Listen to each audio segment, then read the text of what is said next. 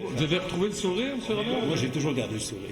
Jean-François Roberge refuse de plier. J'ai bien entendu des critiques. Le ministre de l'Immigration confie plutôt à ses fonctionnaires la tâche d'évaluer différents scénarios pour permettre, dit-il, une meilleure transition entre le programme de l'expérience québécoise et le nouveau programme de sélection des travailleurs qualifiés. Implanter une nouvelle mesure de transition demande une analyse, demande peut-être une modification réglementaire. Il faut faire les choses dans l'ordre. Mais dans l'intervalle, nous, là, on va continuer d'inviter des gens. Les résultats de ces analyses seront soumis au prochain chef de la CAQ. Je suis quand même un peu inquiet de la proposition de Mme Fréchette. Je crains qu'on retourne à une sorte de bar ouvert en matière d'immigration. Les candidats à la chefferie ont récemment abattu leur carte.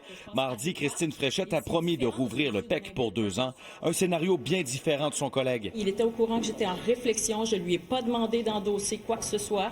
Il fait sa route. C'est sûr qu'il a ses responsabilités. Bernard Drainville propose quant à lui une clause de droits acquis pour les travailleurs étrangers dans des secteurs prioritaires. Je suis le seul à proposer à la fois un droit acquis et une diminution progressive de l'immigration au Québec. Pendant ce temps, d'autres cas de figure touchés par l'abolition du PEC prennent la parole. Comment je vais quitter le Québec et je vais briser les cœurs de mes enfants? J'aurais pas le choix de partir, mais si j'avais le choix, je serais restée. Mon patron devra mettre la clé sous la porte et fermer ses 4 magasins, c'est un drame. En chambre, le gouvernement fait face à la musique. Après s'être peinturé dans le coin, là, il est obligé de marcher sur la peinture. Rétablir un ancien programme ne donne pas des permis de travail. Québec solidaire serait prêt à ajouter des centaines de milliers d'immigrants. Le premier ministre dit qu'il n'est pas d'accord avec Québec solidaire. Je m'excuse, Madame la Présidente, mais il n'est pas d'accord non plus avec les 2 personnes qui veulent devenir premier ministre à sa place. Le PQ maintient la pression et qualifie la coalition Avenir Québec d'imprévisible. Chacun des candidats dit « Voici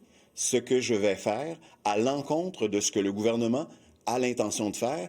C'est ça qui est grave, et c'est inédit. Puis, mercredi après-midi, Jean-François Roberge a confirmé que malgré la volte-face de Christine Fréchette, il maintient son appui envers elle dans le cadre de la course à la direction.